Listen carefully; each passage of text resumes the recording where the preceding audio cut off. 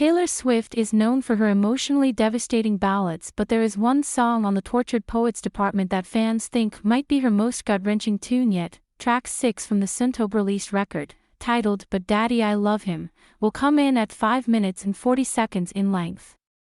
It is the longest track on TTPD, followed by the title track, which comes in at 4 minutes and 53 seconds, But Daddy I Love Him crossing the 5-minute mark puts Swift's top 5 longest songs alongside All Too Well Off of Red, and Dear John, Last Kiss, and Enchanted, all 3 of which appear on Swift's 2010 album, Speak Now.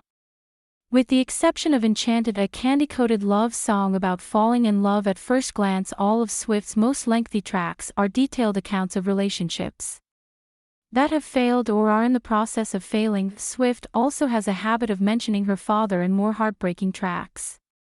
In All Too Well, a song allegedly about ex-Jake Gyllenhaal, she sings, "You charmed my dad with self-effacing jokes, sipping coffee like you're on a late-night show, but then he watched me watch the front door wishing you would come. He said it's supposed to be fun, turning 21.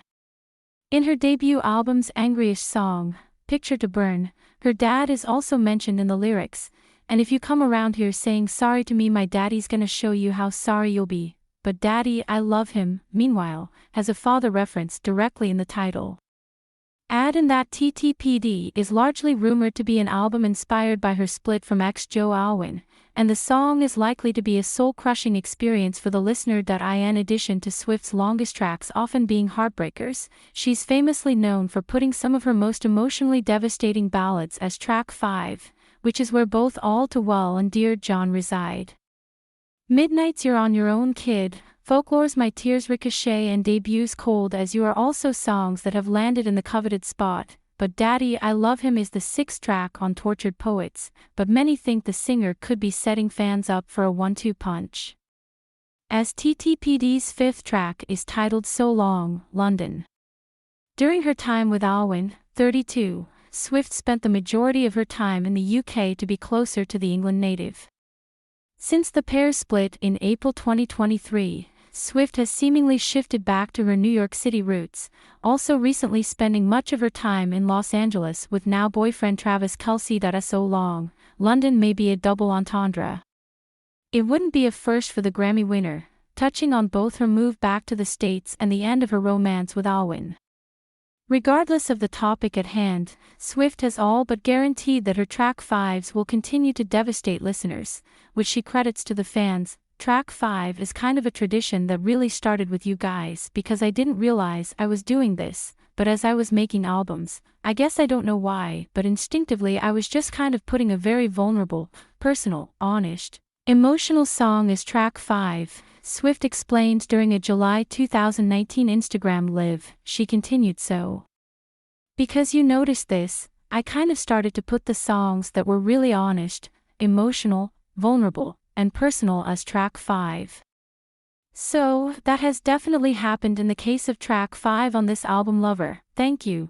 You have successfully subscribed. Subscribe to newsletters. Subscribe by signing up. I agree to the terms and privacy policy and to receive emails from Jaga News. Deal of the day only 12.